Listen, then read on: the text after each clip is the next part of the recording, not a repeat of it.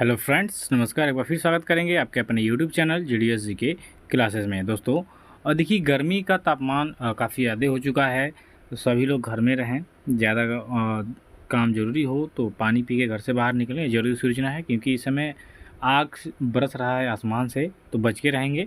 और देखिए video shoot करने में दोस्तों पहले क्या था कि इतनी गर्मी नहीं थी, तो पंखा कूलर बंद करके वीडियो हो जाता था कंप्लीट।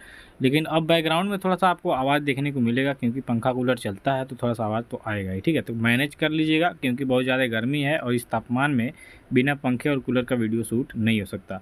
और हम लोगों के भाई वैसे भी एसी का तो उतना है नहीं, है ना? तो थोड़ा-सा मैनेज कर लीजिएगा, बैकग्राउंड में आवाज़ में आएगा तो, ठीक है?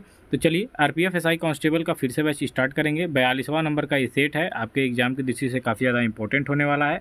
साथ में जुड़े रहिए और चलिए क्वेश्चन को सॉल्व करेंगे। पहला क्वेश्चन है कि राष्ट्रपति की अनुपस्थिति में भारत का कार्यवाहक राष्ट्रपति कौन होता है? तो राष्ट्रपति की अनुपस्थिति यानी जब राष्ट्रपति अनुपस्थित होते हैं, अब्सेंट होते हैं, तो उस समय कार्यवाहक राष्ट्रपति के रूप में कार्य कौन करेगा? तो जो भारत के उपराष्ट्रपति होंगे वो कार्य करेंगे। अगर किसी अवस्था में भारत के राष्ट्रपति और उपराष्ट्रपति दोनों लोग अनुपस्थित हैं, तो उस समय भारत के जो सर्वोच्च न्यायालय के मुख्य न्यायाधीश होंगे, ये क्या करेंगे? कार्यवाहक राष्ट्रपति के रूप में कार्य करेंगे, ठीक है? तो इतनी बात कंप्लीट करिएगा। अगले क्वेश्चन में कहा जा रहा है कि निम्नलिखित में से कौन एक प्रसिद्ध विज्ञान कथा पुस्तक है? देखिए काफ़ी ज़्यादा इंपॉर्टेंट क्वेश्चन करा रहा हूँ, वेरी इंपॉर्टेंट सीरीज ये चल रही है, तो इसको ध्यान में रखिएगा, ठीक है? क्योंकि अब परीक्षा नज़दीक आने वाली है, इसके लिए हम काफ़ी ज़्यादा मेहनत करेंगे और ट्रिपिकल क्वेश्चन आपके लिए लेके आएंगे, काफ़ी महत्वपूर्ण जो क्वेश्चन होंगे वो लेके आएंगे, ठीक है? तो इसका राइट आंसर क्या होगा? आपका हो जाएगा सूर्य सिद्धांत। ये जो सूर्य सिद्धांत है ये प्रसिद्ध विज्ञान की पुस्तक है, तो ऑप्शन नंबर सी हो जाएगा। चलिए नेक्स्ट क्वेश्चन देखिए। भारतीय संविधान यहाँ पे खाली स्थान वर्ष से कम उम्र के बच्चों को रोजगार पर प्रतिबंध लगाता है, यानी किस उम्र के बच्चे अगर जो काम करेंगे तो वो प्रतिबंधित किया गया है भारतीय संविधान द्वारा। तो 14 वर्ष के बच्चों को काम नहीं कराना है किसी भी रोजगार में, तो इसलिए 14 वर्ष के बच्चों पर बैन लगाया गया भारतीय संविधान के अनुसार। तो ऑप्शन नंबर डी होगा। अगला क्वेश्चन देखिए। निम्नलिखित में से किसने अपने हमलों में प्रसिद्ध सोमनाथ मंदिर के साथ भव्य मंदिरों को 17 बार लूटा और नष्ट किया है? तो 1025 ईस्वी में, ठीक है, जो आपका महमूद गजनवी था, ठीक, महमूद गजनवी ये जो था, ये क्या किया था कि लास्ट आक्रमण करता है और सबसे फेमस आक्रमण करता है, सोमनाथ मंदिर को लूटता है, बहुत सारा सोना चांदी हीरे जवाहरात। तो महमूद गजनवी जो था इससे पहले 16-17 बार आक्रमण भारत पे कर चुका था। तो 17 बार इसने जो आक्रमण किया था उसमें काफ़ी ज़्यादा मंदिरों को लूटा तोड़ा फोड़ा, ठीक है। इसका सीधा वक्तव्य था कि मैं भारत पे राज नहीं करना चाहता, मैं यहाँ पे जो मूर्ति पूजा करते हैं लोग, जो भगवान में विश्वास रखते हैं, उनके विश्वास को तोड़ना था, ठीक है। तो ये कहता था, ये ऑप्शन नंबर ए होगा। अगला क्वेश्चन है, प्रसिद्ध बोरोबुदूर मंदिर आपको किस देवता को समर्पित है? तो प्रसिद्ध बोरोबुदूर मंदिर ये आपके जो बुद्ध हैं, महात्मा बुद्ध, इनको समर्पित है। तो ऑप्शन नंबर ये जाएगा यहाँ पे आपका विकल्प बी। नेक्स्ट क्वेश्चन देखिए। निम्नलिखित में से कौन दिल्ली में यूनेस्को की विश्व धरोहर स्थल नहीं है? इनमें से कौन जो दिल्ली का यूनेस्को की जो विश्व धरोहर सूची इसमें सम्मिलित नहीं है? हुमायूं का मकबरा, कुतुब मीनार, एलिफेंटा गुफा या लाल किला? तो देखिए हुमायूं का मकबरा दिल्ली में है, कुतुब मीनार दिल्ली में है और लाल किला दिल्ली में है, लेकिन एलिफेंटा की गुफाएं दिल्ली में नहीं है, ये अन्य स्टेट में है, तो इसलिए ये यूनेस्को की दिल्ली में यूनेस्को की विश्व धरोहर सूची में नहीं है। ऐसा तो है ये, लेकिन दिल्ली यहाँ पे आया ना, दिल्ली में कौन नहीं है, तो ये आपका एलिफेंटे का गुफा हो जाएगा। अगला क्वेश्चन, कैग किन खातों का लेखा परीक्षण करता है? तो जो कैग नियुक्त किए जाते हैं, ठीक है, ये किनके खातों का लेखा परीक्षण करते हैं? स्वतंत्र प्रभार वाले होते हैं, याद रखिएगा। तो ये केंद्र सरकार, ठीक है, राज्य सरकार और वित्तीय सहायता प्राप्त अन्य सरकारी संस्थानों का लेखा परीक्षण करते हैं, जो कैग होते हैं, जिनकी नियुक्ति राष्ट्रपति के द्वारा सीधे की जाती है और इन पर किसी भी संस्था का दबाव नहीं होता। याद रखिएगा, कैग जो होते हैं ये राष्ट्रपति द्वारा डायरेक्ट अपॉइंटमेंट होते हैं और इन पे किसी भी व्यक्ति का जोर जबरदस्ती नहीं चलता या किसी भी संस्था का जोर जबरदस्ती नहीं चलता है। तो ऑप्शन नंबर डी हो जाएगा इसका सही उत्तर। अगला क्वेश्चन देखिए, कह रहा है कि विश्व प्रसिद्ध जो चार मीनार है ये स्थित है। तो विश्व प्रसिद्ध चार मीनार की यहाँ पे बात करेंगे तो चार मीनार है आपके हैदराबाद में स्थित। तो ऑप्शन नंबर सी इस क्वेश्चन का क्या हो जाएगा? राइट आंसर हो जाएगा। चलिए अगला क्वेश्चन में क्या कह रहा है, ध्यान देंगे। तो अगले क्वेश्चन में है कि प्रसिद्ध कृषि आंदोलन तेभागा जो आंदोलन हुआ था किस प्रांत में हुआ था? तो प्रसिद्ध कृषि आंदोलन तेभागा, इसकी बात करेंगे तो ये आपके पश्चिम बंगाल बंगाल, ठीक है, बंगाल में हुआ था। ऑप्शन नंबर डी इस क्वेश्चन का राइट आंसर हो जाएगा। चलिए नेक्स्ट क्वेश्चन देखिए, निम्नलिखित शहरों में से कौन सा उत्तर पूर्व भारत का प्रवेश द्वार कहा जाता है? तो उत्तर पूर्व भारत का प्रवेश द्वार यहाँ पे कह रहा है, तो ये गुवाहाटी जो असम में है, असम का एक प्रसिद्ध शहर गुवाहाटी, ये आपका उत्तर पूर्व भारत का प्रवेश द्वार कहा जाता है। तो ऑप्शन नंबर बी हो जाएगा दोस्तों इसका सही उत्तर। चलिए अगला क्वेश्चन में देखेंगे कि मेडन ओवर किस खेल से संबंधित है। ये आपके प्रीवियस ईयर में पूछा हुआ क्वेश्चन है आपके आरपीएफ एसआई में।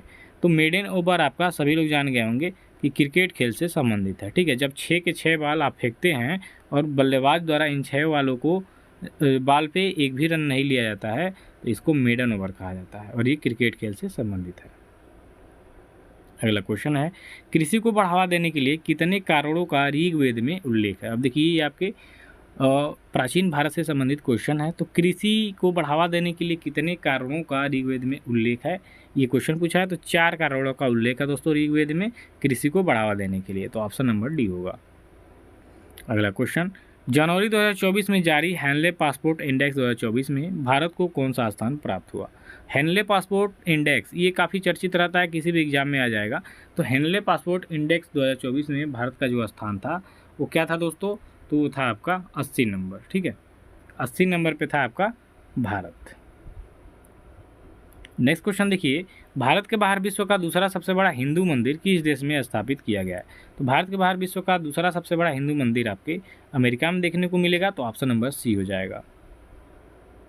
अगला क्वेश्चन देखिए, 1956 में भारत में राज्यों के पुनर्गठन का आधार क्या था।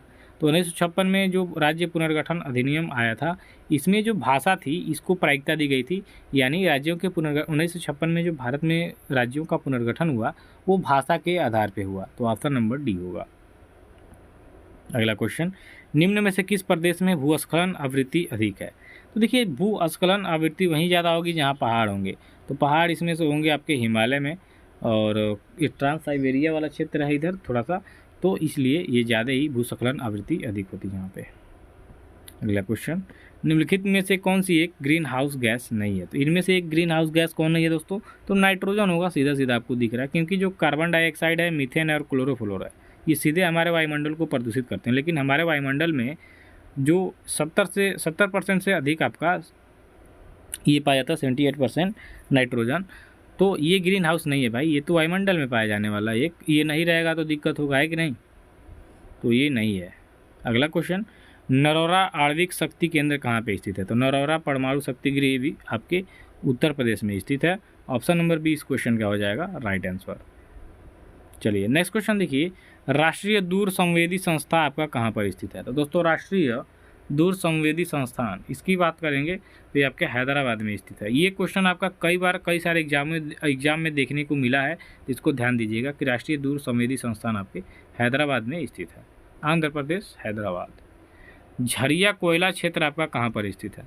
दोस्तों झरिया का नाम आपने सुना होगा, तो झरिया आपके झारखंड राज्य से संबंध रखने वाला क्षेत्र है और ये कोयला का बहुत ही फेमस क्षेत्र है, ठीक है। तो झ से झरिया और झ से झारखंड याद रखिएगा। अगला क्वेश्चन देखिए, निम्नलिखित में से किसका संबंध सूती वस्त्र उद्योग से है। तो इसमें से जो आपका अहमदाबाद है इसका सीधा संबंध है आपके सूती वस्त्र उद्योग से, क्योंकि यहाँ पे जो सूती वस्त्र उद्योग है काफ़ी ज़्यादा विकसित है, तो ऑप्शन नंबर डी होगा। अगला क्वेश्चन है कि ताजमहल के निर्माण में प्रयुक्त जो संगमरमर पत्थर है कहाँ से लाया गया था। तो ताजमहल के निर्माण में जो प्रयुक्त संगमरमर था ये आपके मकराना से लाया गया था, तो ऑप्शन नंबर बी होगा। अगला क्वेश्चन देखिए, निम्नलिखित भारतीय शासकों में से किसने सर्वप्रथम पुर्तगालियों का विरोध किया था। तो पुर्तगालियों का विरोध किया था अकबर, ठीक है, बहुत ही बढ़िया काम किया। लेकिन जो ये कालीकट पे जो उतरा था वहाँ का जो राजा था जमोरिन, ठीक है, यहाँ का जो राजा था जमोरिन याद रखिएगा, इसने काफ़ी ज़्यादा स्वागत किया किसका, तो वास्को डी गामा का जो पुर्तगाली था। लेकिन विरोध किसने किया सबसे पहले पुर्तगालियों का, अकबर ने, मुगल बादशाह अकबर। चलिए नेक्स्ट क्वेश्चन की तरफ चलिए कि किस पुरातात्विक स्थल पर अग्नि उपासना का साक्ष्य मिला है। तो अग्नि उपासना का साक्ष्य कहाँ पे मिला है, ठीक, ये आपको बताना है। तो मिला आपके लोथल से, सिंधु सभ्यता क्षेत्र है ये लोथल, यहाँ से मिला है अग्नि उपासक का साक्ष्य। अगला क्वेश्चन, जिस समय भारत को स्वतंत्रता प्राप्त हुई उस समय इंग्लैंड का प्रधानमंत्री कौन थे। तो जिस समय भारत को स्वतंत्रता प्राप्त हुई उस समय इंग्लैंड के जो प्रधानमंत्री थे उनका नाम था एटली, ऑप्शन नंबर डी हो जाएगा। अगला क्वेश्चन, टाइगर लीजन या फ्री इंडिया लीजन के संस्थापक कौन थे? तो टाइगर लीजन या फ्री इंडिया जो लीजन है इसके संस्थापक थे Subhash Chandra Bose ji. Option number C हो जाएगा। अगला क्वेश्चन है आपका कि अखिल भारतीय कांग्रेस कमेटी के किस अधिवेशन में भारत छोड़ो प्रस्ताव स्वीकार किया गया था? तो अखिल भारतीय कांग्रेस कमेटी के अधिवेशन जो ये हुआ था, ये बम्बई के अधिवेशन में भारत छोड़ो प्रस्ताव को स्वीकार किया गया था। ऑप्शन नंबर बी होगा। अगला क्वेश्चन देखिए, महात्मा गांधी ने भारत छोड़ो आंदोलन निम्नलिखित में से किस शहर से शुरू किया था? तो भारत छोड़ो आंदोलन 1942 में स्टार्ट हुआ, किस शहर से स्टार्ट हुआ दोस्तों? तो ये आपके बम्बई से ही स्टार्ट हुआ था। कब शुरू हुआ था? याद रखिएगा 1942 से भारत छोड़ो आंदोलन। इसी में करो या मरो का नारा गांधी जी द्वारा दिया गया था। याद रखिएगा ये भी चीज़, करो या मरो का नारा महात्मा गांधी ने दिया भारत छोड़ो आंदोलन 1942 में। कहाँ से शुरू हुआ दोस्तों? बम्बई से। अगला क्वेश्चन, तृतीय गोलमेज सम्मेलन किस वर्ष आयोजित किया गया था? तो कंटिन्यू 3 साल तक चला था, 1930, 31 और 32। तो 32 में ये आपका तृतीय गोलमेज सम्मेलन स्टार्ट हुआ था, जिसमें तीनों में सम्मेलन में भाग लिए थे doctor Bhimrao Ambedkar ji. Option number C होगा। अगला क्वेश्चन देखिए, किस आंदोलन का नेतृत्व मोहम्मद अली और शौकत अली ने किया था? तो मोहम्मद अली और शौकत अली ने आपका जो खिलाफत आंदोलन है इसका नेतृत्व किया था। तो ऑप्शन नंबर बी होगा। अगला क्वेश्चन है कि विजया बैंक का मुख्यालय कहाँ पे स्थित है? तो विजया बैंक आपके बैंगलोर में स्थित है, इसका मुख्यालय। ऑप्शन नंबर बी होगा।